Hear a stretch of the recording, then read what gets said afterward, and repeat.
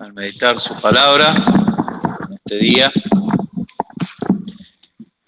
Los invito a leer la lectura que corresponde al día de hoy en Marcos, capítulo 2. Marcos, capítulo 2.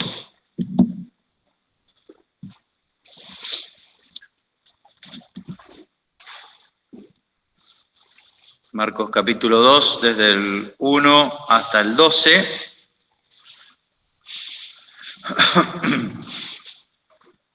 Nos dice en la página 42 del Nuevo Testamento, Marcos 2, dice: y entró otra vez en Capernaum después de algunos días, y se oyó que estaba en casa. Y luego se juntaron a él muchos que ya no cabían ni aún a la puerta, y les predicaba la palabra. Entonces vinieron a él unos trayendo un paralítico que era traído por 4, y como no podía llegar a él a causa del gentío, descubrieron el techo de donde estaba, y haciendo abertura bajaron el lecho en que yacía el paralítico. Y viendo Jesús la fe de ellos, dice al paralítico: hijo, tus pecados te son perdonados. Y estaban allí sentados algunos de los escribas, los cuales pensando en sus corazones decían: ¿por qué habla este así? Blasfemias dice. ¿Quién puede perdonar pecados sino solo Dios? Y conociendo luego Jesús en su espíritu que pensaban así dentro de sí mismo, les dijo: ¿por qué pensáis estas cosas en vuestros corazones? ¿Qué es más fácil decir? ¿Qué es más fácil? ¿Decir al paralítico, tus pecados te son perdonados? ¿O decirle, levántate y toma tu lecho y anda? Pues para que sepáis que el Hijo del Hombre tiene potestad en la tierra de perdonar los pecados, dice al paralítico: a ti te digo, levántate y toma tu lecho y vete a tu casa. Entonces él se levantó luego y tomando su lecho se salió delante de todos, de manera que todos se asombraron y glorificaron a Dios diciendo: nunca tal hemos visto. Hasta aquí esta porción de la palabra del Señor, y leamos también el pasaje paralelo en Lucas, capítulo 5, ahí en la página 71 del Nuevo Testamento, porque Lucas da ciertos matices diferentes, otro enfoque muy interesante para completar la lectura. Dice, mismo relato: y aconteció un día que él estaba enseñando, y los fariseos y doctores de la ley estaban sentados, los cuales habían venido de todas las aldeas de Galilea y de Judea y de Jerusalén, y la virtud del Señor estaba allí para sanarlos. Perdón, Lucas capítulo 5, verso 17, verso 17. La virtud del Señor estaba allí para sanarlos. Y he aquí unos hombres que traían sobre un lecho un hombre que estaba paralítico, y buscaban meterle y ponerle delante de él. Y no hallando por dónde meterle a causa de la multitud, subieron encima de la casa y por el tejado le bajaron con el lecho en medio delante de Jesús. El cual, viendo la fe de ellos, le dice: hombre, tus pecados te son perdonados. Entonces los escribas y los fariseos comenzaron a pensar, diciendo: ¿quién es este que habla blasfemias? ¿Quién puede perdonar pecados sino solo Dios? Jesús entonces, conociendo los pensamientos de ellos, respondiendo les dijo: ¿qué pensáis en vuestros corazones? ¿Qué es más fácil? ¿Decir, tus pecados te son perdonados? ¿O decir, levántate y anda? Pues, para que sepáis que el Hijo del Hombre tiene potestad en la tierra de perdonar pecados, dice al paralítico: a ti digo, levántate, toma tu lecho y vete a tu casa. Y luego, levantándose en presencia de ellos y tomando aquel en que estaba echado, se fue a su casa glorificando a Dios. Y tomó espanto a todos, y glorificaban a Dios, y fueron llenos de temor, diciendo: hemos visto maravillas hoy. Quiere el Señor bendecir estas lecturas tan preciosas, con tantas enseñanzas. Vamos a meditar algunas pocas de ellas. Y volvamos al pasaje de Marcos, que si se quiere es el más detallado, aunque Lucas agrega 2 frases ahí. La virtud del Señor estaba allí para sanarlo. Es un texto tan precioso este. El Señor presente y su poder presente para sanarlos. Y podemos ver esta reunión que se hizo, como dice Marcos capítulo 2, verso 1, estaba en casa el Señor.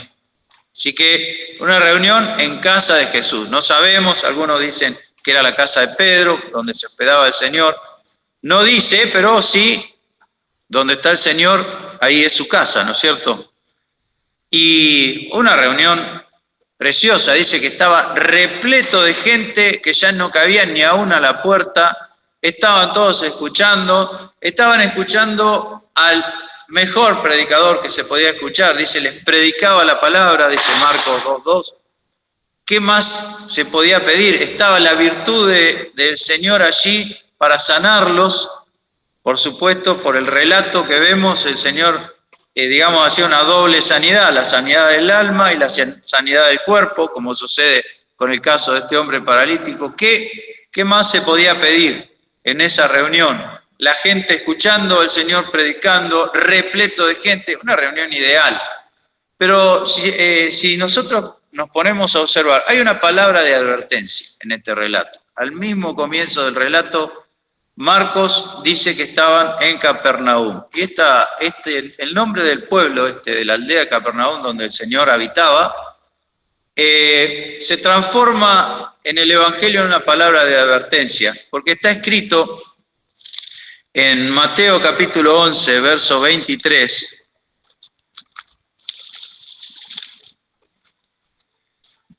Mateo 11, 23 nos dice, hablando el Señor, y tú, Capernaum, que eres levantada hasta el cielo, hasta los infiernos serás abajada, porque si en los de Sodoma fueran hechas las maravillas que han sido hechas en ti, hubieran quedado hasta el día de hoy.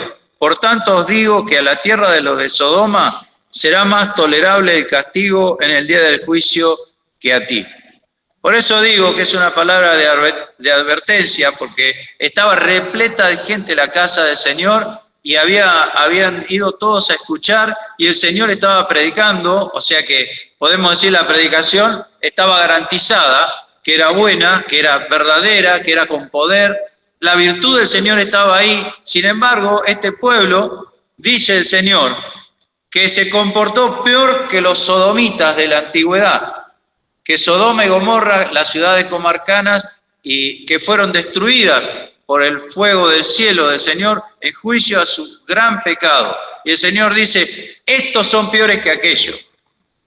Estos son peores que aquellos. Si le hubiera ido a predicar así a lo de Sodoma, quizás estarían hasta el día de hoy. Pero esto que vieron fue levantada hasta el cielo. Esta aldea, sin embargo, el Señor tiene un mensaje de juicio para ella. ¡Ay de ti!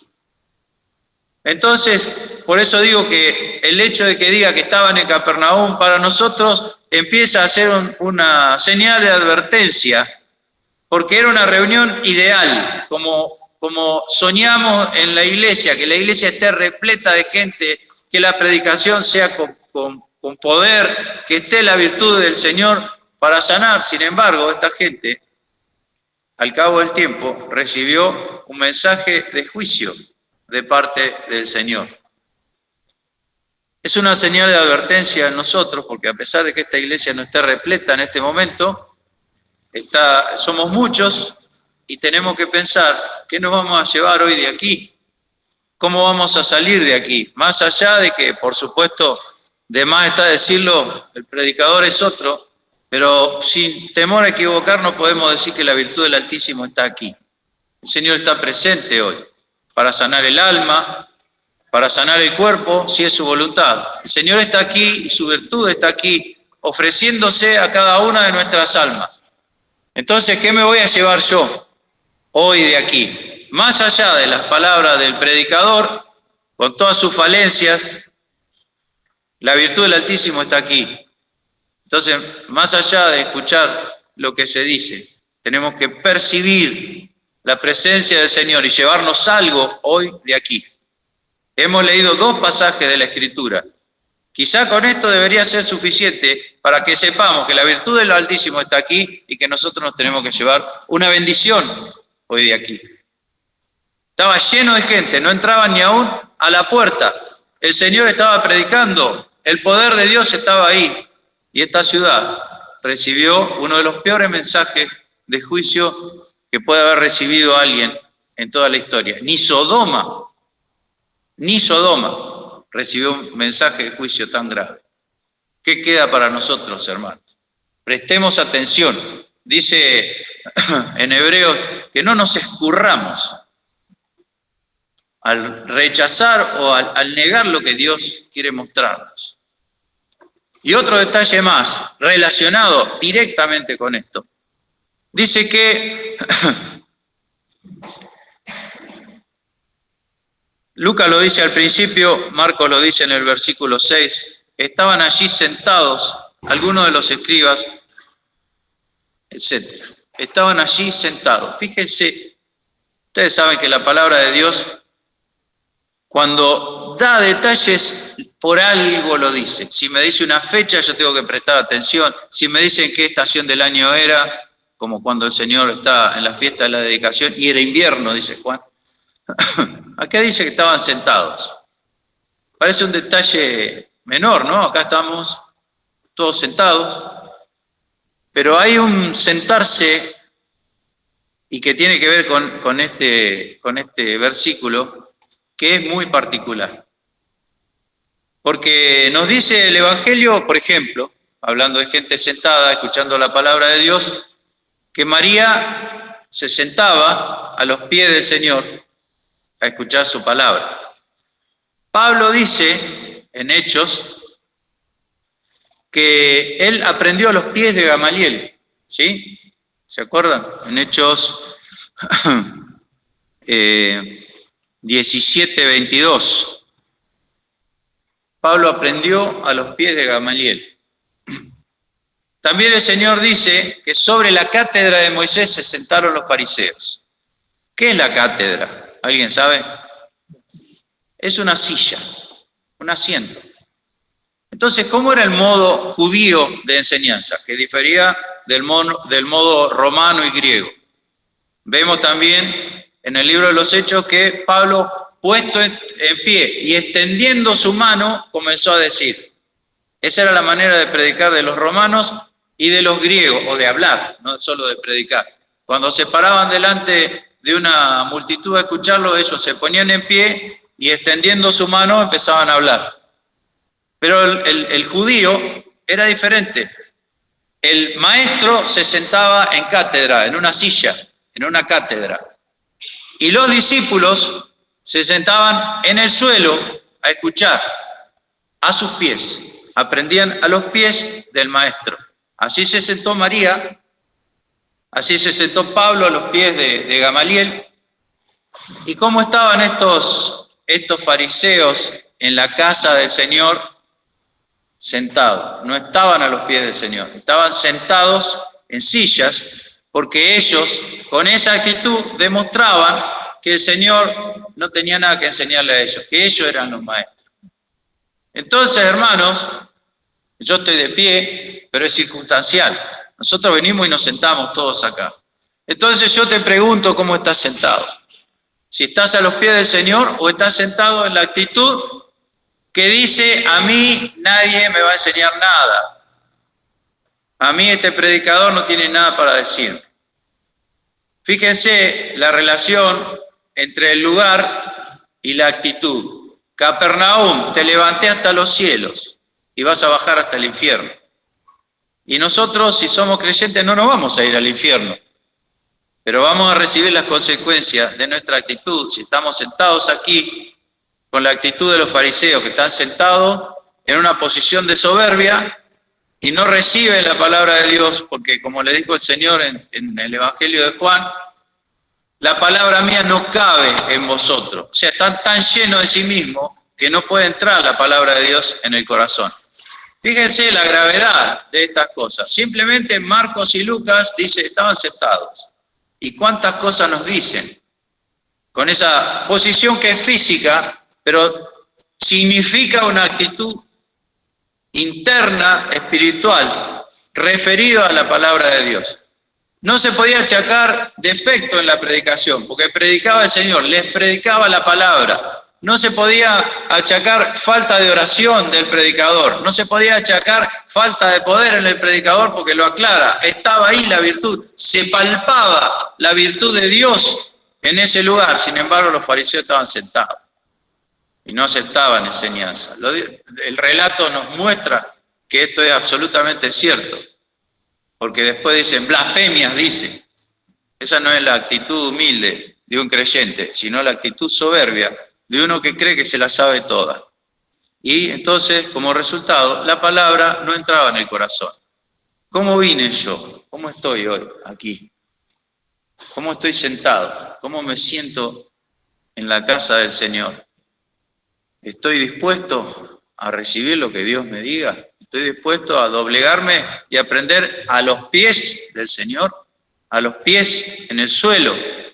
La postura de un siervo o de un niño o de uno que aprende. A los pies. María se sentó a los pies y el Señor dijo, esta es la buena parte que ella la eligió. Esto es lo bueno. Así que tenemos entonces, bien al comienzo de esta lección, la señal de advertencia, la palabra de advertencia. Solamente estaban en Capernaum. Con eso alcanza para que nosotros pensemos. Y luego la actitud de estos hombres. Porque aquí hay, podríamos decir, 4 grupos de personas o 4 tipos de personas en este relato. Y cada uno tiene su actitud. Los fariseos tenían esta. Me siento, pero vos a mí no me vas a enseñar. Vos a mí me tenés que escuchar, no enseñar. Con los resultados a la vista. Un juicio de parte de Dios sobre aquella ciudad, aquella aldea. Luego tenemos a los, podríamos decir, los protagonistas de esta historia, que son estos 5 amigos, uno paralítico, y los otros 4 mostrando verdaderamente una amistad profunda y un amor hacia este hombre que el Señor quiso resaltar. Y podemos pensar en el escándalo que hicieron estos hombres en la reunión. Porque el Señor estaba predicando, estaba lleno de gente y estos llegan, los 4 amigos, con su amigo postrado, este paralítico, a presentarlo delante del Señor. ¿Qué actitud de presentarlo delante del Señor? Y también pensar en que si bien nosotros no somos paralíticos, no somos lisiados, pero sí hemos llegado al Señor, casi diríamos por los mismos medios que llegó este hombre. Porque a nosotros alguien nos trajo, ¿no es cierto? Alguien nos habló del Evangelio. Yo puedo nombrarlo y agradezco a Dios, diría que todos los días, por las personas que golpearon la puerta de mi casa y me fueron a buscar para traerme a la presencia del Señor. Alguien nos trajo. Hay experiencias en que la gente viene sola, pero en términos generales, al igual que este paralítico traído por sus 4 amigos creyentes, alguien nos trajo. Debemos ser siempre agradecidos a aquel que usó el Señor para irnos a buscar, a aquellas cuerdas de amor con que nos trajo el Señor a su presencia. Pero decía, armaron un escándalo, porque estaba repleto de gente y al ver el impedimento para que esta persona amiga, a la cual ellos evidentemente amaban y apreciaban mucho, no se podía acercar al Señor, ellos buscaron todas las formas de llevarlo a la presencia del Señor. Y entonces, ya lo he dicho alguna otra vez, yo siempre pienso qué hubiera pasado si yo formaba parte de uno de los que estaban ahí escuchando la palabra de Dios. De golpe empiezan a caer escombros de arriba del techo, porque dice que era un tejado, así que sacaron las tejas, tierra seguro que caía. Cualquiera que ha estado en una demolición sabe bien lo que es el polvo que se junta cuando se desarma, y encima caía de arriba. ¿Qué veían los que estaban sentados y qué vio el Señor? Yo sé que hubiera visto, ¿qué están haciendo esto? ¿Cómo se les ocurre romper el techo? Aparte era la casa del Señor, dice, estaba en casa. Romper el techo y empieza a bajar una camilla con un hombre. ¿Qué hubiera visto yo? Seguro que hubiera visto los escombros, que se interrumpió la reunión. ¿Cómo van a interrumpir al predicador? El mejor predicador que ha conocido este mundo, y ellos le cortan el mensaje al medio y rompen el techo y distraen a la gente, ¿no? Así lo vemos nosotros. ¿Qué vio el Señor? Viendo Jesús la fe de ellos, de los 5. Viendo Jesús, miren la mirada del Señor y la mirada mía. Porque yo estoy seguro, porque cuando leí por primera vez este pasaje, ¿cómo van a romper el techo? El Señor vio la fe de ellos. Y aquí tenemos la principal enseñanza de este pasaje, que podemos leer en Santiago, capítulo 2, muy conocidos versículos. Santiago 2:14.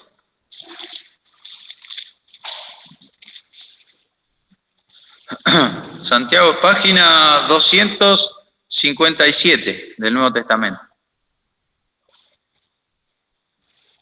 Santiago 2:14 dice, hermanos míos, ¿qué aprovechará si alguno dice que tiene fe y no tiene obras? ¿Podrá la fe salvarle? Y si el hermano o la hermana están desnudos y tienen necesidad de mantenimiento de cada día, y alguno de vosotros le dice, id en paz, calentados y hartados, pero no le diereis las cosas que son necesarias para el cuerpo, ¿qué aprovechará? Así también la fe, si no tuviere obras, es muerta en sí misma. Este pasaje nos enseña que la fe se manifiesta, la fe aparece en obras. No es que las obras pueden salvar. Acá este versículo ha sido discutido porque dice, ¿podrá la fe salvarle? Está hablando de una fe muerta, una fe que es solo de palabra o de mente, pero no produce ningún efecto en la persona.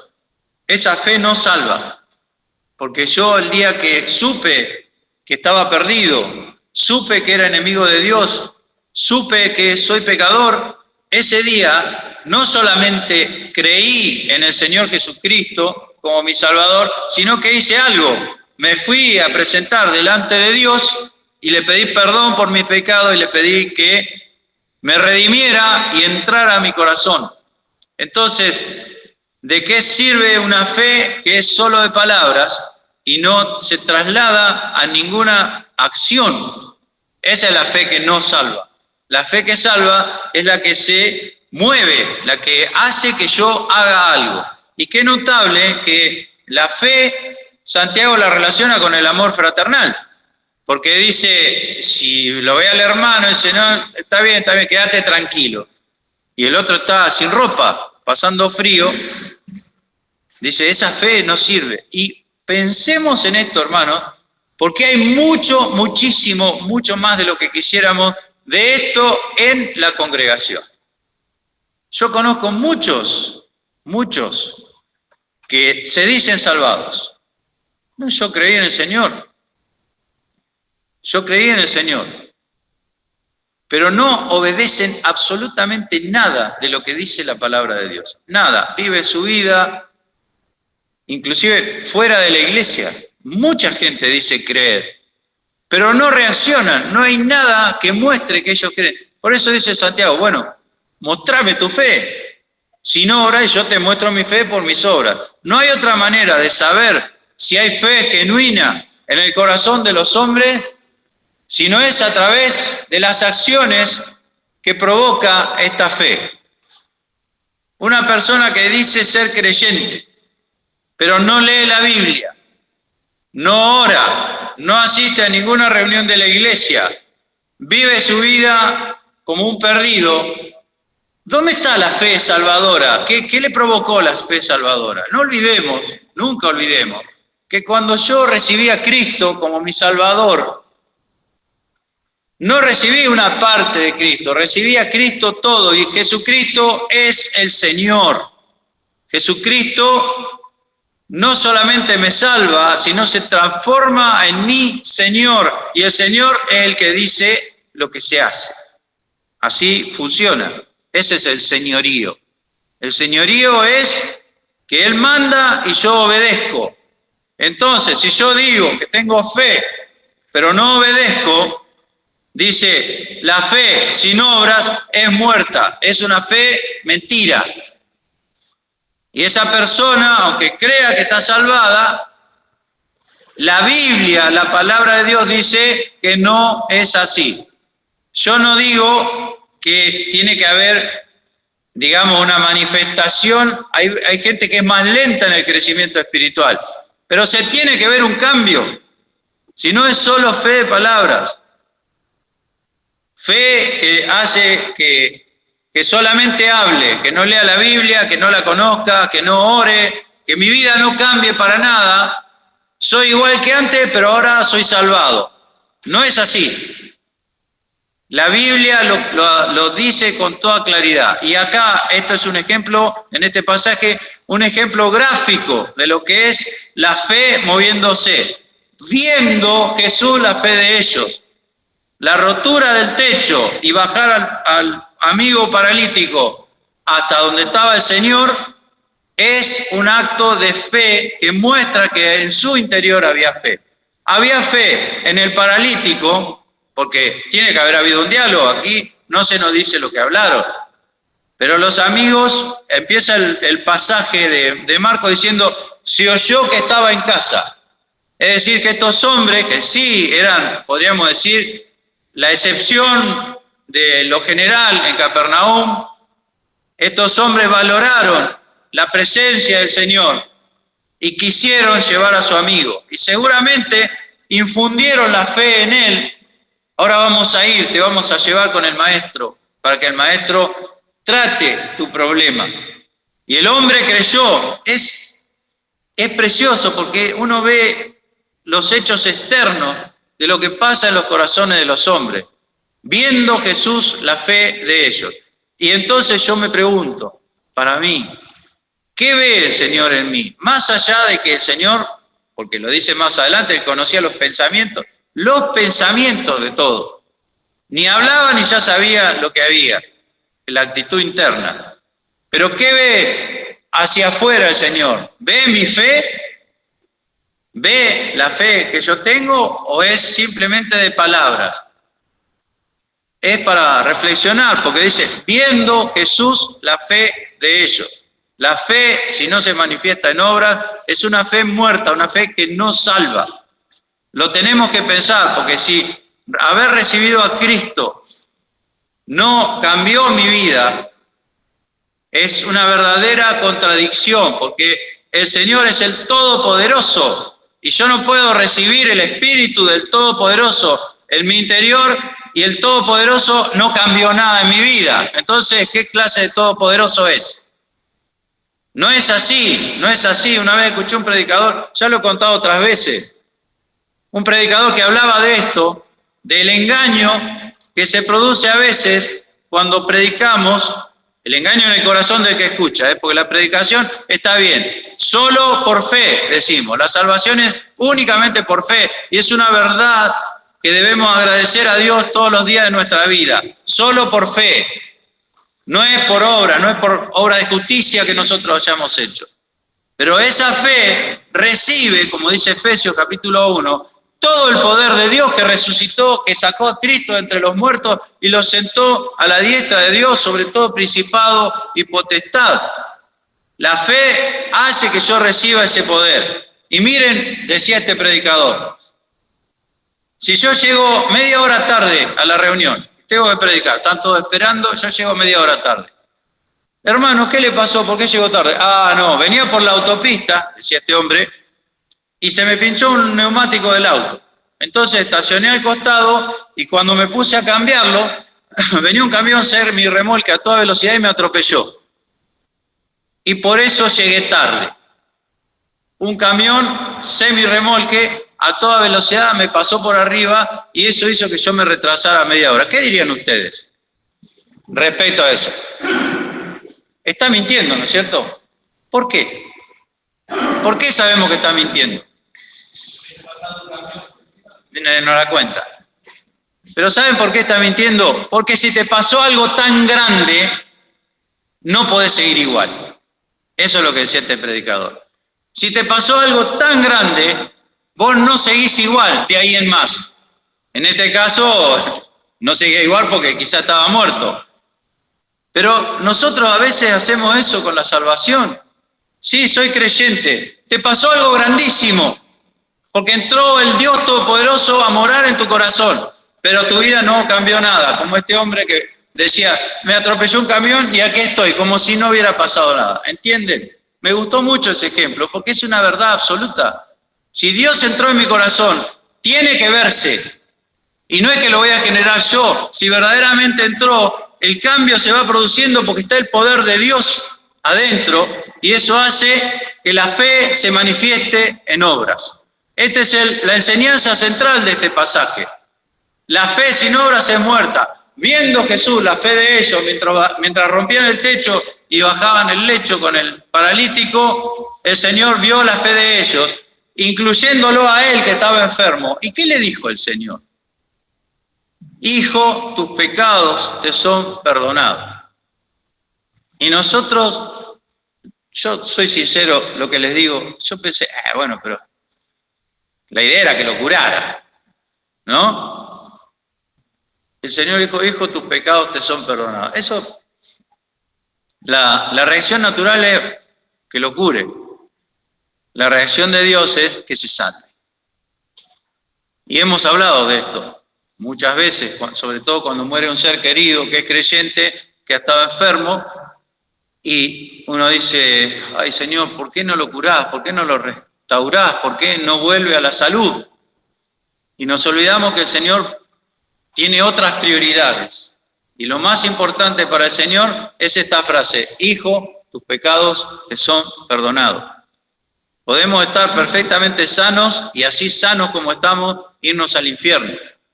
Y podemos estar postrados como este hombre, sin remedio humanamente hablando, y recibir el perdón de los pecados. Porque el Señor mira el alma y mira lo que verdaderamente importa.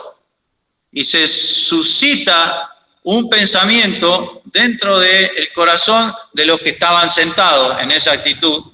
Como dijimos al principio, dice, ¿qué está diciendo este? Blasfemia, dice. ¿Quién puede perdonar los pecados sino solo Dios? Y saben, la parte de la blasfemia, por supuesto, corre por cuenta de ellos. Pero la frase que solo Dios perdona pecado es absolutamente cierta, porque el pecado ofende a Dios. Entonces Dios solo puede perdonar los pecados. Ese es el pensamiento de los fariseos. Y ahora el Señor va a demostrar que lo que está diciendo está siendo respaldado. Dice el Señor preguntando, ¿qué es más fácil decir? ¿Tus pecados te son perdonados? O decir al paralítico, levántate, toma tu lecho y vete a tu casa. ¿Qué es más fácil decir? Y está bueno que nosotros nos atrevamos a esbozar una respuesta a eso. ¿Qué es más fácil decir? ¿Qué es más fácil crear los cielos y la tierra o hacer la salvación de todos los hombres? ¿Qué es más fácil? ¿Qué les parece a ustedes? La salvación fue el costo más alto que Dios ha pagado jamás por cualquier cosa. Porque para crear, Dios dijo y fue hecho. Para sanar, Dios dice y es hecho. Levántate, toma tu lecho y vete a tu casa. Eso fue todo. Pero para salvar, para decir tus pecados te son perdonados, diciendo la verdad, Dios se tuvo que hacer un hombre y siendo en forma de hombre se hizo siervo y siendo en forma de siervo obediente, porque no todos los siervos obedecen, obediente hasta la muerte y la peor de las muertes. Eso fue lo que le costó a Dios decir tus pecados te son perdonados. Pero muchas veces ante situaciones de enfermedad, nosotros queremos que Dios sane y está bien. Es nuestra obligación orar por los enfermos. Pero si Dios no los sana, lo que debemos valorar es que Dios, si muere un hermano, ha perdonado sus pecados, ha dicho esta frase: hijo, tus pecados te son perdonados, viendo la fe de ellos.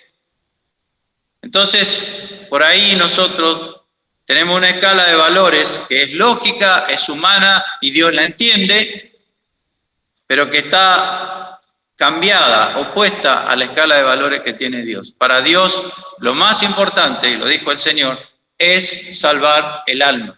Entonces, hoy, aquí, ahora, es importante que nos preguntemos, habiendo dicho todas estas cosas, si todos los que estamos aquí somos verdaderamente salvados, si hemos reconocido nuestra condición de pecadores delante del Señor, si hemos recibido a Cristo como nuestro Salvador, único y suficiente, pero a su vez, porque Cristo es todo entero, y cuando lo recibimos, recibimos todo lo de Él, hemos recibido el Espíritu Santo en nuestro corazón, que ha cambiado nuestras vidas, que ha dado en nuestras acciones frutos dignos o como se merece el arrepentimiento que hemos tenido. Es bueno que nos preguntemos eso, no sea cosa que estemos aquí escuchando y nos caiga sobre nuestras cabezas la predicción del Señor sobre Capernaum: ¡ay de ti! Y cuando Dios dice ¡ay de ti!, ese ¡ay de Dios! Es tan verdad como Dios mismo. A Dios le duele.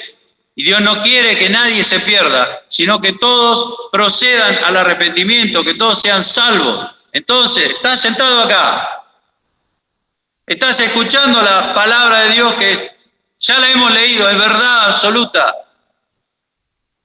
Entonces tenés que pensar si verdaderamente has sido salvado, y eso va a mostrar obras distintas a las que hacías antes. Dice también el Señor en el Salmo 40, puso luego una canción nueva en mi boca, alabanza a nuestro Dios. Y verán esto muchos, la fe se manifiesta por obra, y temerán, creerán, porque Dios ha obrado en mi vida. Y por otro lado, está la gente. Dice, todos se maravillaban.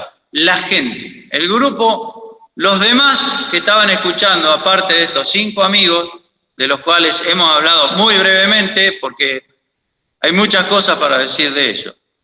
Pero la gente, nos dice Lucas, y por eso quise leer el pasaje, dice en el verso 26 de Lucas 5, tomó espanto a todos y glorificaban a Dios y fueron llenos de temor, diciendo, hemos visto maravillas hoy. Fíjense cómo reaccionó la gente. Temió porque se dio cuenta, porque Lucas lo dice, pero ellos no lo habían percibido, que la virtud de Dios estaba ahí para sanarlos. Que Dios se había hecho presente en ese lugar, en la persona del Señor Jesucristo, que tiene potestad. Potestad es un poder conferido, un poder otorgado por el Padre para perdonar pecados, en virtud de la obra salvadora que Él mismo realizó. Entonces, dice, tomó espanto y temor, porque la presencia de Dios se hizo visible, presente y perceptible, pero también glorificaron a Dios diciendo, hemos visto maravillas hoy. Y es muy interesante esa palabra maravilla, que nosotros entendemos perfectamente, que levantar a un hombre que está postrado, paralítico, y hacerlo alzar su propia cama e irse a su casa, es un milagro impresionante, pero no fue el único milagro que hubo ahí. Estuvo el milagro de la sanidad, pero también estuvo el milagro del conocimiento del corazón de los hombres. ¿Por qué pensáis esto en vuestros corazones? El Señor conoce los pensamientos más profundos, Dios te conoce. Y no solamente conoce el mal que hay en ti y en mí, sino también conoce la actitud interna que tenemos para Él. Por eso, a veces, a pesar, por ejemplo, el caso de David, que siempre nos viene a la mente, porque David fue un hombre que hizo muchas cosas malas y muchas cosas buenas, juntas. Si vemos la historia de David, algunas cosas que hizo son un desastre, y otras cosas que hizo son una maravilla, como escribir parte de la Biblia. Por ejemplo, ¿qué veía Dios en David? Dios mismo lo dijo, Yo estoy mirando el corazón y adentro, él cuando se arrepiente de verdad. Dios conoce el interior, no solo los pensamientos malos de los fariseos, sino tu actitud y mi actitud hacia su palabra. Y aunque nos equivoquemos porque somos pecadores, Dios sabe si verdaderamente te arrepentís cuando cometés un pecado. Y lo valora. Parece mentira, pero Dios valora eso. Es tan misericordioso y tan bueno que valora aún eso adentro del hombre. Bueno, se arrepintió. Ya sé que son pecadores. Para eso vine. Se arrepintió. Pero no solamente dice esto la palabra de Dios en cuanto a lo que sucedió con las personas. Dice que, decían ellos, hemos visto maravillas. Y la palabra maravillas traduce una palabra griega que aparece solamente esta vez en Lucas, en todo el Nuevo Testamento, y es la palabra paradoja, que nosotros la usamos mucho. ¿Qué es una paradoja? Es una contradicción, algo contradictorio. La palabra paradoja significa literalmente contrario a lo que se dice. O sea, todos pensamos que las cosas van a ser de una manera y la paradoja nos dice que si la cosa se hace diferente. Entonces la gente salió sorprendida porque habían visto una paradoja ahí. Habían visto un hombre que predicaba, que hablaba de Dios, pero también un hombre que tenía potestad para perdonar pecados, y un hombre que tenía poder para sanar, y un hombre que conocía los pensamientos de todos los que estaban ahí, y le respondía antes que ellos hablaban. Entonces dice, esto es una paradoja, la debilidad humana y el poder de Dios juntos en un mismo hombre. Es una paradoja. El Señor es una paradoja. Porque por un lado lo vemos descansando y dormido en el barco sobre un cabezal, sobre un almohadón puesto en la cabeza para apoyarse, cansado, y de golpe se despierta, increpa los vientos al mar y serena todo. ¿Quién es este? ¿Qué hombre es este?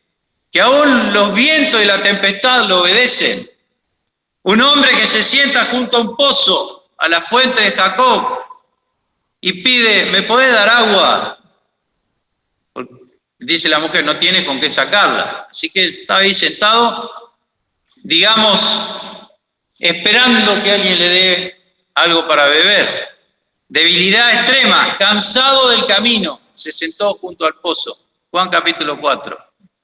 De golpe le dice a la mujer, si supieras quién es el que te pide agua, tú le pedirías a él y él te daría el agua de la vida eterna. La mujer dice, eres mayor que nuestro padre, va creciendo su conocimiento y dice, este es el Mesías. Y los otros dicen, ya no creemos por tu dicho, porque nosotros hemos comprobado que este es quien es. Paradoja, hemos visto paradoja hoy. La debilidad extrema del Señor, la forma de siervo del Señor, la forma humana del Señor y el poder irresistible de Dios. Imagínense, hermano, ahora está en gloria. Ahora tiene, por decirlo así, liberado su poder. Y dice Efesios capítulo 2, verso 1. De ella recibisteis vosotros, de esa eminente grandeza de su poder, recibisteis vosotros que estabais muertos en vuestros delitos y pecados. La vida del creyente en sí es una paradoja, porque nosotros somos débiles. Dice, lo necio del mundo escogió Dios, así que incluyámonos porque somos escogidos. Lo dice la palabra de Dios. Nosotros no creemos que somos tan necios, pero así lo dice. Lo que no es, todo lo que no, ¿para qué? Para avergonzar. Pablo decía, cuando soy débil, entonces soy poderoso. Pura paradoja. Bueno, al fin de cuentas, ¿sos débil o sos poderoso? Ambas cosas. Y cuanto más débil soy, más se manifiesta el poder de Dios. Hermano, ¿qué te está pasando? ¿Te pasan cosas en las cuales te sentís débil? Da gloria a Dios. Porque ahí se perfecciona el poder de Dios. Fácil decirlo, difícil experimentarlo. Porque realmente hay que pasarlo. Mi poder se perfecciona en la debilidad. Así funciona la paradoja de Cristo en el creyente y en la misma vida de Cristo. La gente quedó tan sorprendida de esa reunión. Hemos visto paradojas. Este hombre, que parece un hombre, tiene todo el poder y la virtud de Dios y perdona pecados. Es una paradoja, la misma que sucede en los creyentes en muy pequeña escala, pero la misma, de ser débiles y ser fuertes a la vez. A veces nuestra debilidad es tan visible que hasta casi nos avergüenza, pero esa debilidad hace que el poder de Dios se manifieste. Y por eso es que muchas veces, Dios nos debilita para poder mostrar su poder. Dios hace que se vea con toda claridad que el vaso es de barro, para que la alteza del poder, porque el tesoro está dentro, sea de Dios y no de los hombres. Sea lo que sea que te estás pasando, debes saber, y yo también tengo que saberlo, que el Señor muchas veces nos debilita, nos poda, nos arranca las hojas y las ramas para que se vea que la alteza del poder es del Señor y no propia. Repito, fácil decirlo, difícil experimentarlo, pero esto es una verdad incontrovertible, la paradoja del cristianismo. Por eso el mundo no lo entiende. Por eso esta gente decía, ¿qué pasó acá? Esto es una maravilla. Acaba de sanar a un hombre paralítico. Pero no solo eso, le perdonó los pecados. No solo eso, conoció el pensamiento de los otros. Ese es el milagro de Cristo en la vida de los creyentes. Quiere el Señor que lo valoremos cada día y que entendamos la paradoja de Dios, que es debilitarnos para mostrar su poder. Que el Señor quiera bendecirnos, hermanos.